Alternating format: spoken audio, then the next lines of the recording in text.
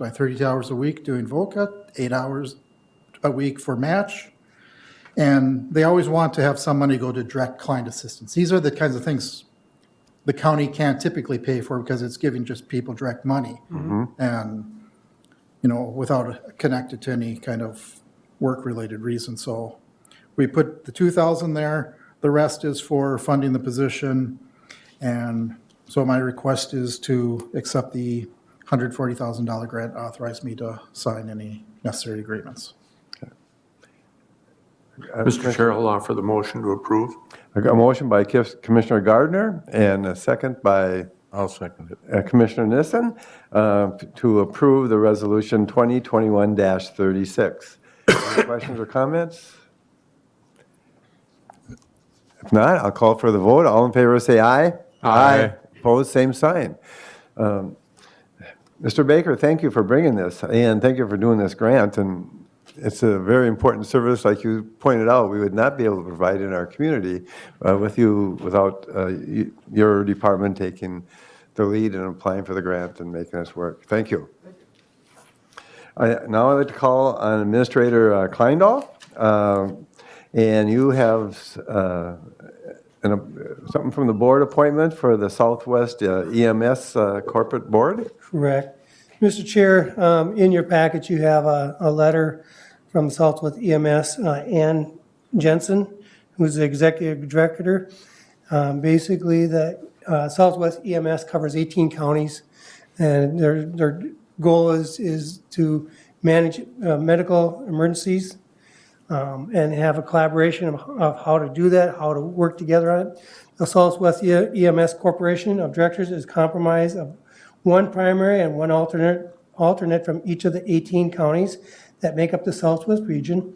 The terms of the Board of Directors and their alternates shall be for 5 years with a maximum of 2 consecutive terms. Following 1 year absence from the board, a former member or an alternate may be eligible to become a member again. Board members can be represented from EMS, fire, law enforcement, or county commissioner.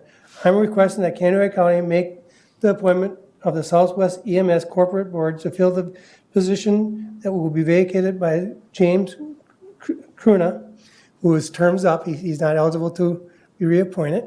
Okay. This term will start October 20th, 2021. The recommendation that I would like to submit to you would be Lyle Logie. The alternate would be John Beal as alternate. Questions, comment from anybody? Mr. Chair, I'll move the recommendation. A motion by Commissioner Gardner to approve the recommendation, I'll second that. and a second by Commissioner Anderson. I'll call for the vote. All in favor say aye. Aye. Opposed, same sign. Passed unanimously. Thank you. Thank you. Next up is regarding administrative updates. The only updates I have is that we have a lot of conferences this fall of the year. We have corrections conferences. You guys, AMC had a conference last week. I'm sure you'll be reporting on that. I will have a conference early for county administrators early in October. So it's a season of learning right now.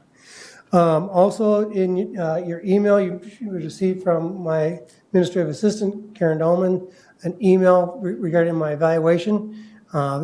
Please get that into Corky by the 5th of October. At that time, he and Commissioner Emdek will meet with me. We'll go over the evaluations, and then on the board meeting, the second board meeting in October, then a summary will be provided to the board. So that's all I have for an updates. Okay, thank you very much. And any other appointments? I guess we covered that. Anything on the calendar besides the evaluation to get that in by next board meeting? If nothing. Okay. And committee reports at this point. Commissioner Anderson, are you ready to start? I can start at the other end. Commissioner Gardner, all right. Thank you, Mr. Chair. This was my first AMC policy conference, and I heard more than one person say that this was their favorite conference out of the entire year. And I think so far, based on limited information, I'd have to agree with them. It was substantive and really eye-opening in several different places. I did want to take my time here just to address 3 areas of interest to me that came out of that meeting. During the session on the American Rescue Plan Act, which we all attended, I found a couple of presentations, particularly those from Stearns and Stevens County, quite informative, where the areas that they're looking at having some impact in with at least some of their ARPA dollars are mental health, housing and outreach, and opportunity gap in education for Stearns County.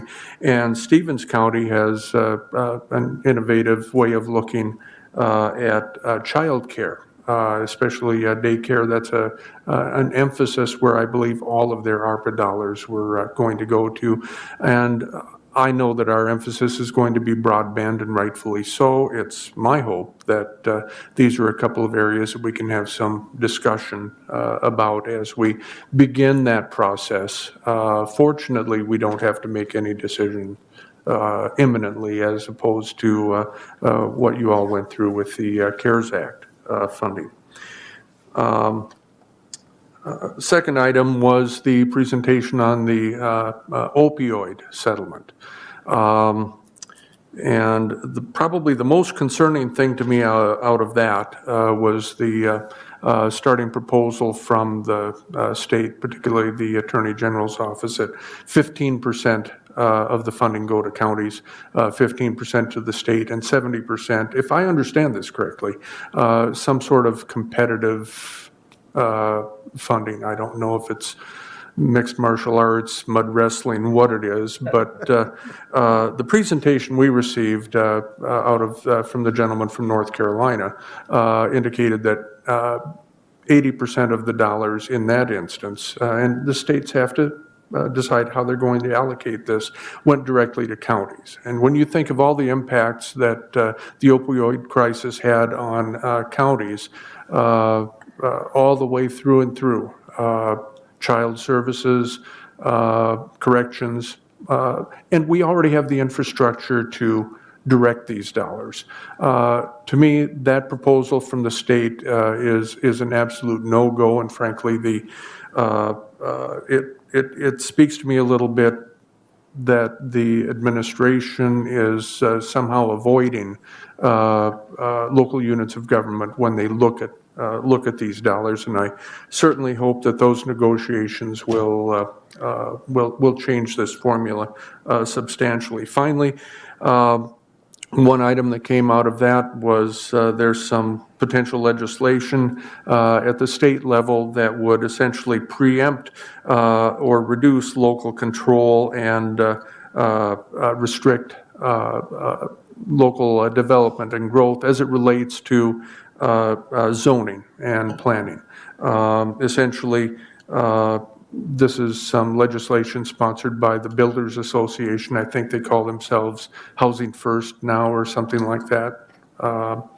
And this happens to be an area that I have some interest in, having previously chaired the City Planning Commission for several years.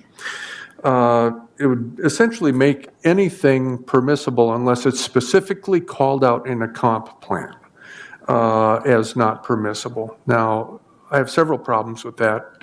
One being that a comp plan isn't intended to be the nuts and bolts part of your zoning plan. That's supposed to be the broad overview, the 20,000 foot level overview.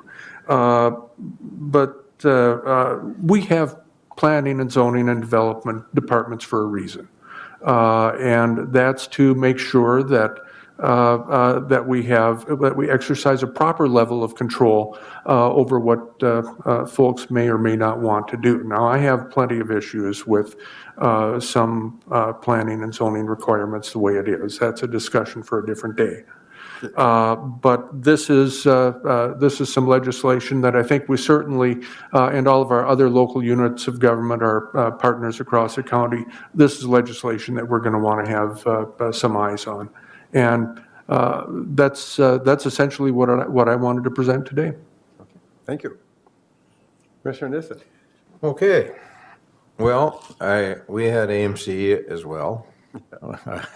I won't go over any of the You other summarized things it that pretty he good. talked about. He covered most of the group events. My committee is public safety, and we talked about funding for our county parole people. It hasn't kept up with it the way it should be. That was one of the topics. It was handled very well and covered. We had some good speakers there explaining things. They have a new proposal, which I don't have the ins and outs, so I won't say much about that today. The other one was very interesting. There was a new commissioner from Clay County, Moorhead, who was the former chief of police in Moorhead, and he explained the difficulty they're having with the new law on deadly force.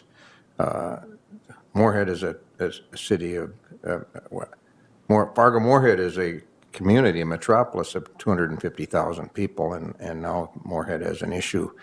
They will not cross the river to help them. All of their, what's the word I'm searching for? Joint reciprocity, those things are out the window for those folks. So it's kind of, and anyone that has a border community, someone mentioned earlier, I think it was Tammy Joe, East Grand Forks and Grand Forks have the same problem. La Crosse, Wisconsin, and whoever's Winona, is it on the other?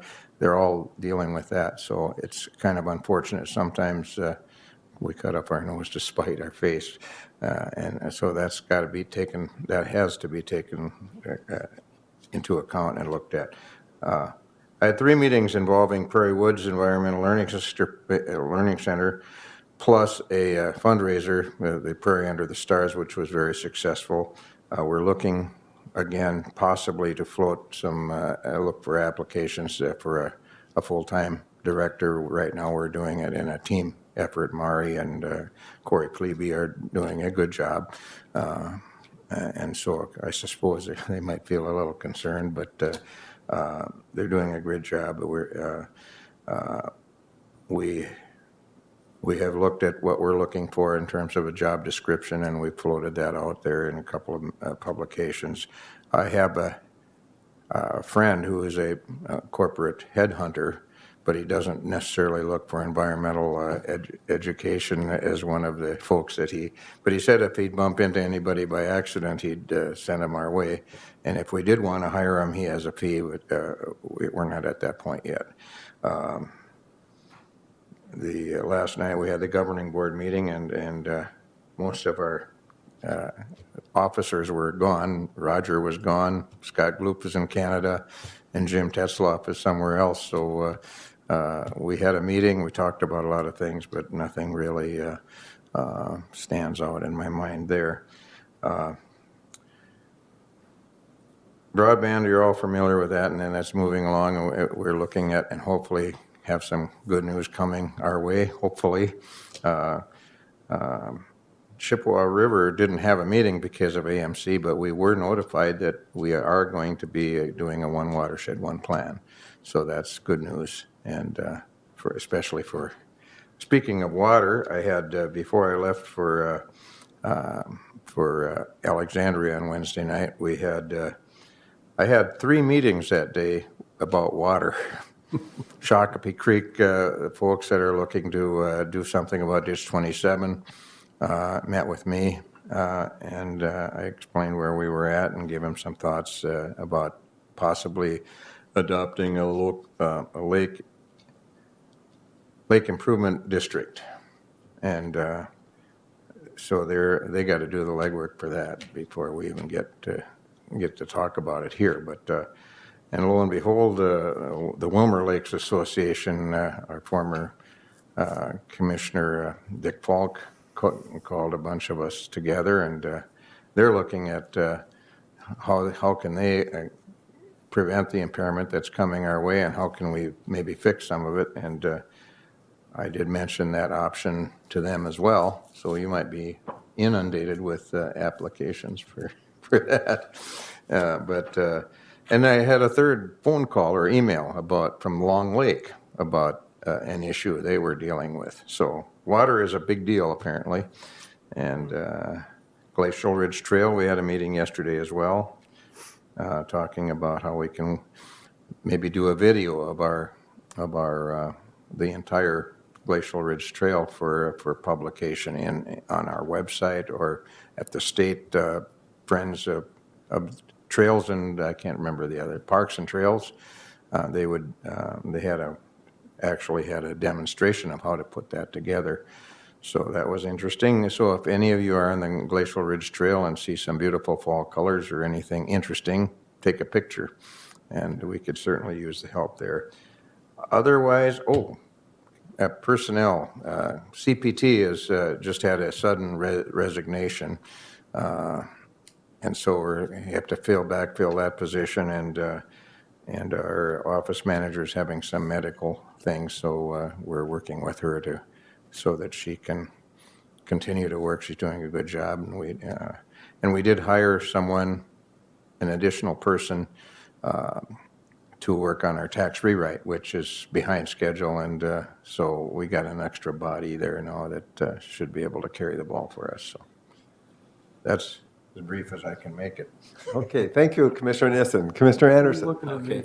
Yeah, since our last county board meeting, we met with, it would be Mel Odens and Jane Youngkrantz. They had a countywide township association meeting on roads and bridges, where they gave some good presentations about, gravel and how it's graded and different issues like that. Really good topics for if you're on a township board. After that, I met with Russ Hilbert for AIS. We kind of started doing some grant ranking committee meeting type of thing where for any kind of grants that might come in for the Aquatic Invasive Species Task Force to kind of come up with some sort of criteria on how to rank grants. If we get a lot of grants coming in, then we can kind of weed some out or whatever. Then I also had a C6 drug and gang task force meeting on the 15th, and that was pretty much a routine meeting. After that, I went to the AMC conference or whatever on the same day, and I got there early, and one of our meetings that I volunteered or signed up for on that day was canceled. So I went and sat in on the rural counties committee meeting, and there they had a couple guest speakers that talked about some sort of experimental equipment that they're using to kind of try to help clean up lakes, and it looks really promising. It almost sounds too good to be true, but if it is true, it would be great, and it would be nice to maybe try a small lake in our county. And I talked to them afterwards, and they sounded very interested, and because it is experimental, they would cover most of the costs, and maybe we can get a little bit of grant money somehow, or find a way to maybe try it out on a lake or two in our county. So other than that, that's about all I have. Okay. Yes, this has been a busy couple of weeks for the board. A lot of the full board meetings, like the township meeting, we all were there taking part in that, and I think that's very good communication. It helps between the board members communicating with all our townships and meeting everybody. So this really was a very positive meeting. I'll just briefly go over again the AMC Association of Counties conference we all went to. It was very positive. It was just great to be in person again. It's been quite a while. Covered a whole lot of different topics, and it was just so good to hear and to understand where other people are at. And I think at this point, we're especially looking at the ARPA dollars, that we're probably in line with a lot of the other counties about planning at this stage. Many counties have picked one big project. It could be mental health, it could be broadband or whatever, and then they're still working and putting together the rest of the plan. And thank goodness we have some time to do that. And I think we're taking our time as a good idea, that we can examine closer where these dollars will go, and this will be a different way of using the dollars and filling the gaps that we couldn't possibly fill before. And maybe not on the scale we want, but I think we're heading in the right direction on that. And Mr. Kleindl will be scheduling workshops or work session for that. Yeah, there's so much to cover from this conference. I can probably go on quite a while too, I think, but it was fairly well covered, and there's a lot of little details. I sat in on the 2-day session on Health and Human Services Committee, and the issues are pretty much the same issues we've always had, and looking at waivers and unfunded mandates and the need for mental health services. A whole agenda of items that we looked at, and this whole process, as all the other commissioners know, but for the public, is that these are different stages of developing a joint agenda for policies for the state that will come about later next year. But we're working on that, and we'll be seeing more of this now at our fall conferences of what we came up with at these meetings, and we'll be hearing more about that. And there's subcommittees to each of these committees as well that'll put all this information together that we had. Just some interesting tidbits, and it's just none of that was verified, but I was surprised. Somebody made a comment that most of mental health dollars from the federal government actually go into the state general fund before they come down instead of being designated. And I don't know if that's true or not, so hopefully I won't be quoted on that. But you hear these little things like, oh my gosh, can this be real? Or emergency management funds too. That goes to the county. There's not a lot of state dollars in that, and they should have something involved in that as well.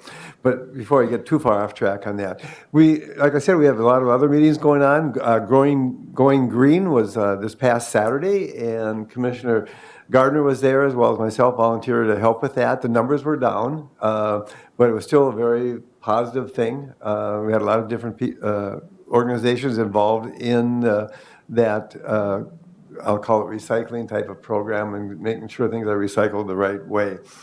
I think it was Railroad Days. I think you probably had that, Commissioner Nissen, and I had a Prairie Lakes Youth Program meeting, and their open house is going to be the last week of next month now, so hopefully that they'll get the remodeling done. But also a big part of that too is that the rebranding of what they are, and this is a very special anniversary for it.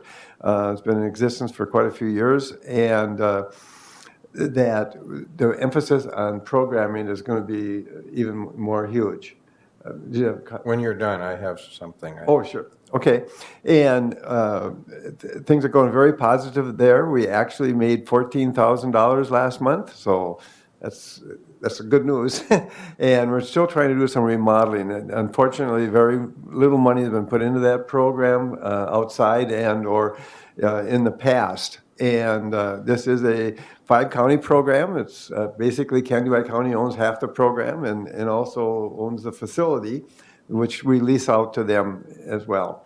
And other committees, I was also at the meeting with the Lake Association, with representatives from the Wilmer and Foot Lake Association, and somebody was actually there from Eagle Lake Association too, the concerns about the quality of the water, how bad that is. And it's now with this drought, things really make things worse. Let's put it that way. The lakes look that much worse. Representative Dave Baker was there as well. So I think it was a very good meeting, good place to start. And that's part of Hawk Creek, those lake associations, and Hawk Creek has identified that. And Commissioner Nissen is on that committee right now, so that's going forward. And I'm just jumping over things really quick, but I think that pretty well summarizes a very busy week for both of us. And Commissioner Nissen. Just one thing now, in 7 years, I've accumulated a ton of paper from this body. And Kensington Bank is having a shredding event this Saturday, starting at 9. So for the public as well, I assume that a lot of people are in the same boat as me with paper. They're encouraging a food donation to the food shelf. Yeah. And so that's one thing. And then the other thing that's happening also on Saturday is this, folks from the suicide prevention are having an out of the darkness walk in Robbins Island. So a couple of things that you might want to participate in if you want to. That's all I had. Okay. Anything further from anybody? If not, I hereby adjourn the Conduit County Board of Commissioners.